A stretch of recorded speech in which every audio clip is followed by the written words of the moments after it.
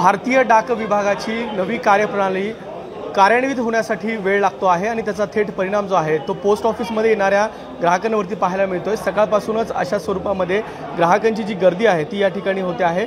मागील 2 दिवसांपासून या ठिकाणी जी नवी कार्यप्रणाली आहे ती कार्यान्वित होण्यासाठी वेळ लागतो आहे आणि यासाठी या ठिकाणी जे काही नागरिक येत आहेत त्यांचे कामं जे आहेत ती खोळंबलेली आहेत, कारण की सर्व्हर जे आहेत ते नवीन पद्धतीने आलेलं आहे आणि नवीन सर्व्हर हे पूर्णपणे कार्यान्वित होण्यासाठी वेळ लागतो आहे, अवधी लागतो आहे आणि त्याचा थेट परिणाम या ठिकाणी आपल्याला पाहायला मिळू शकतो। किती वेळ झाला तुम्ही इथे आले?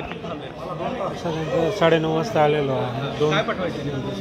सरकारी टपाल आहे, पोलीस स्टेशन पत्र आहे शासकीय। किती वेळ लागतो नेमका?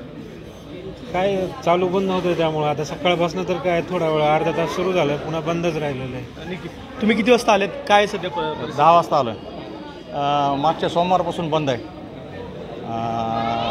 आज सर्व्हर हमेशा सारखं डाऊन आहे सध्या। काल दुपारी बंद होतं।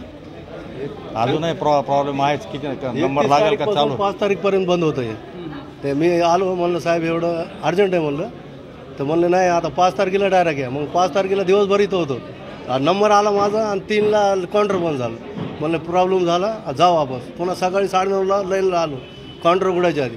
काउंटर उघडलं तरी आमचा नंबर यायचा आणि ते काममध्ये त्याला काहीतरी अडथळा व्हायला लागला। सर्व्हर डाऊन आहे, कुठं नेटच चालना असं म्हणून आता मी 9:30 वाजल्यापासून आम्ही थांबलो होतो सर। रक्षाबंधनला अवघे 2 दिवस शिल्लक आहेत आणि या ज्या बहिणी आहेत आपल्या भावाला राखी पाठवण्यासाठी देखील या ठिकाणी त्यांची लाईन जी आहे ती पाहायला मिळते आहे। सकाळपासूनच या लाडक्या बहिणी ज्या आहेत त्या आपल्या भावाला राखी पाठवण्यासाठी गर्दी करत आहेत। मात्र या ठिकाणी पोस्ट ऑफिसचं जे सर्व्हर आहे ते डाऊन आहे। जी नवी कार्यप्रणाली आहे ती कार्यान्वित होण्यासाठी अवधी लागतोय आणि त्याचा थेट परिणाम या ठिकाणी पाहायला मिळतोय।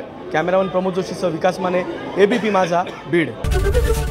एबीपी माझा, उघडा डोळे बघा नीट।